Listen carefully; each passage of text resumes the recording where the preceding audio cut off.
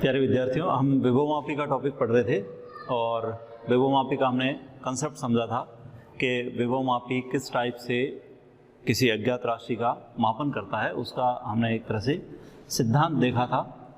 अप्रत्यक्ष रूप से विभवमापी का प्रतिरोध अनंत होता है, वो हमने समझा था। अब उसके साथ में एक कांस्टेंट आया था जिसको हमने विभव प्रवणता नाम दिया था। उसको हम अलग से यहाँ पे डिस्कस करने वाले हैं। कई बार बोर्ड एग्जाम के अंदर एक नंबर के क्वेश्चन में सिंपल सा छोटा सा आया हुआ है कि विभव प्रवणता किसे कहते हैं या विभव प्रवणता को परिभाषित कीजिए। तो वैसे तो एक जगह हम और भी परिभाषा देते हैं कि दूरी के साथ विभव में परिवर्तन की दर, वो भी विभव प्रवणता ही है। यहाँ पर भी सेम इसी टाइप का है, बट यहाँ पर हम विभवमापी के सापेक्ष इसको परिभाषित करेंगे। तो विभवमापी के सापेक्ष इसलिए क्योंकि हम टॉपिक विभवमापी का पढ़ रहे हैं और यहाँ हमने जो V समानुपाती L यानी विभव जो है वो लंबाई के समानुपाती होता है, तो हम कांस्टेंट क्या लेते हैं, x। इसी x को आप विभव प्रवणता कहते हैं।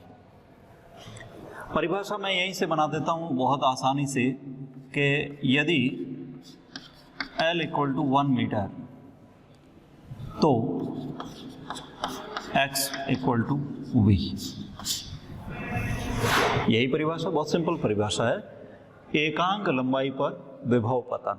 हम विभवमापी के लिए अगर कहेंगे तो विभवमापी तार पर एकांक लंबाई पर विभवांतर या विभव पतन को विभव प्रवणता कहते हैं। क्या कहते हैं? विभवमापी तार की एकांक लंबाई पर उत्पन्न विभवांतर या विभव पतन को विभव प्रवणता कहते हैं। बहुत आसानी से आप लिख सकते हैं। मात्रक क्या होगा बताइए? मात्रक, विभव का मात्रक वोल्ट होता है, लंबाई अब मीटर में लेते हैं तो वोल्ट पर मीटर। अच्छा, अनुमान लगाइए कि वोल्ट पर मीटर हमने किसी और भौतिक राशि का भी मात्रक देखा है, अगर याद हो थोड़ा सा दिमाग लगाइए। वोल्ट पर मीटर हमने एक ऐसा फॉर्मूला देखा है, E = dV/dr। वो भी विभव प्रवणता ही है। दूरी के साथ विभव में परिवर्तन की दर किसके बराबर? विद्युत क्षेत्र की तीव्रता के बराबर।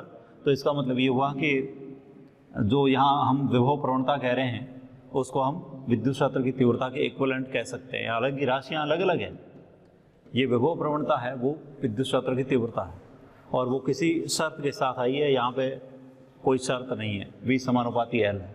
ओके, तो वोल्ट पर मीटर इसका मात्रक हो गया। फॉर्मूलों की अगर हम बात करें, वैसे ये अदिश राशि हैं और केवल प्राथमिक परिपथ का गुण है, ये ध्यान रखें। यानी इसका मान द्वितीयक परिपथ से प्रभावित नहीं होता है। द्वितीयक परिपथ में हम कुछ भी अगर मान लो चेंज करते हैं तो विभव प्रवणता पर कोई प्रभाव नहीं पड़ेगा। फॉर्मूलों की जहाँ तक बात है तो हमने सबसे पहला फॉर्मूला जो विभवमापी तार के लिए देखा था वो देखा था VAB/LP। VAB A और B के बीच में विभवांतर है, LP तार की लंबाई है।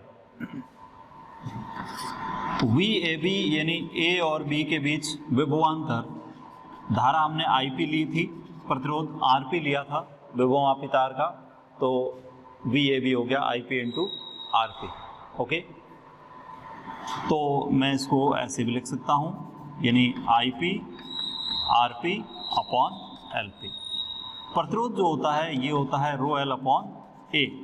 अगर मैं यहाँ RP लिखता हूँ तो यहाँ LP लिख दूँ, तो RP/LP ρ/A के इक्वल हुआ, यानी IP ρ/A।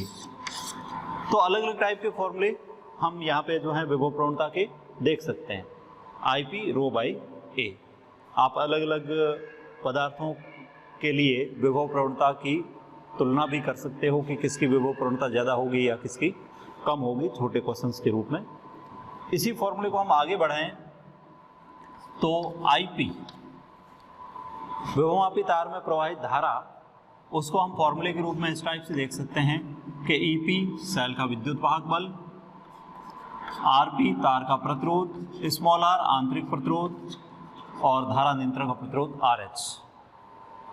ये एक तरह से परिपथ की कुल बाधा हो गई तो IP equal to EP by RP plus small r plus RH। Okay, ये IP अगर मान लो यहाँ पे मैं रखता हूँ तो x का एक बफर फॉर्मूला मिलेगा हमें EP upon RP plus R plus RH into RP upon LP। Okay, तो ये विभव प्रवणता का एक फॉर्मूला हो गया। इस फॉर्मूले के अंदर अगर आप RH का मान 0 कर लेते हो तो हमें विभव प्रवणता अधिकतम मिलेगी, मैक्सिमम, और अगर RH का मान अधिकतम है तो विभव प्रवणता न्यूनतम प्राप्त होगी। तो विभव प्रवणता जो है वो मोस्टली हम चेंज कर सकते हैं RH के द्वारा। दूसरा हम चेंज कर सकते हैं, हालांकि ये रेशो जो है लंबाई और प्रतिरोध का, अगर मान लो अनुप्रस्थ काट समान लेते हैं तो उस केस में इस पर कोई प्रभाव पड़ेगा नहीं, लेकिन अगर मान लो मोटे और पतले तार का देखें तो प्रभाव ज़रूर पड़ेगा। वो यहाँ से भी देख सकते हो कि एक तार मोटा है एक पतला है, तो उस केस में विभव प्रवणता परिवर्तित होगी। ठीक है, तो विभव प्रवणता ध्यान रखें प्राथमिक परिपथ का गुण है, और प्राथमिक परिपथ में अगर मान लो हम कोई भी चेंज करते हैं तो उससे विभव प्रवणता परिवर्तित होगी, अदर देन नहीं होगी। तो विभव प्रवणता का टॉपिक क्लियर हो जाना चाहिए। सेकंड हमारा जो है वो है सुग्राहिता।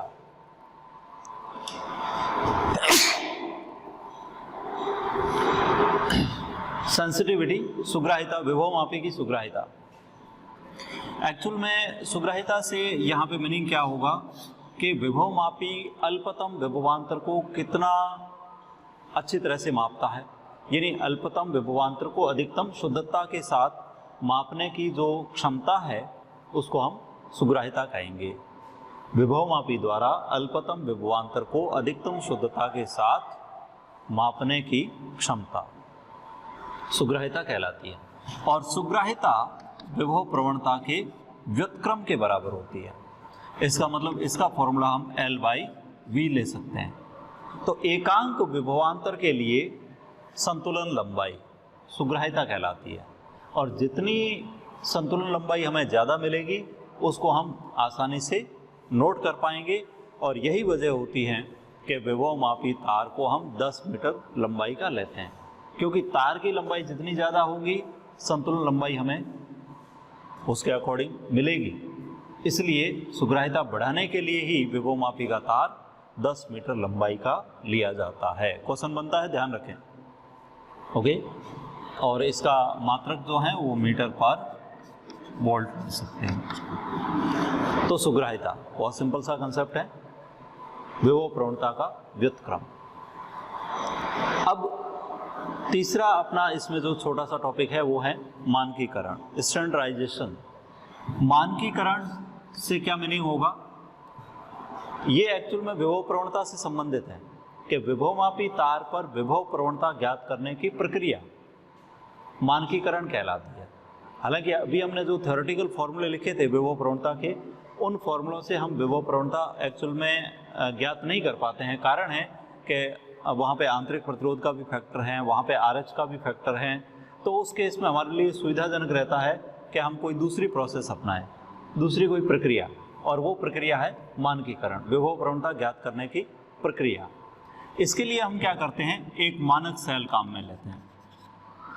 मानक सेल, एक्चुअली मानक सेल क्या होता है, ऐसा सेल जिसका विद्युत वाहक बल ज्ञात और नियत होता है। ज्ञात और नियत सामान्यतः हम लेते हैं डैनियल सेल और कैडमियम सेल। डैनियल सेल का विद्युत वाहक बल जो होता है 1.08 वोल्ट या 1.10 वोल्ट भी कहते हैं कई बार, और कैडमियम सेल का विद्युत वाहक बल 1.01 वोल्ट। तो ये सेल मानक सेल के रूप में इसलिए काम में लेते हैं क्योंकि इनका जो वोल्टेज है वो कांस्टेंट है, परिवर्तित नहीं होता है और ज्ञात भी है। तो ऐसे सेल को हम मानक सेल के रूप में प्रयुक्त करते हैं। इसको हम द्वितीयक परिपथ में लगाएंगे और इसके लिए संतुलन लंबाई कैलकुलेट करेंगे। देखो कैसे, जैसे ये हमारे पास विभवमापी का प्राथमिक परिपथ है।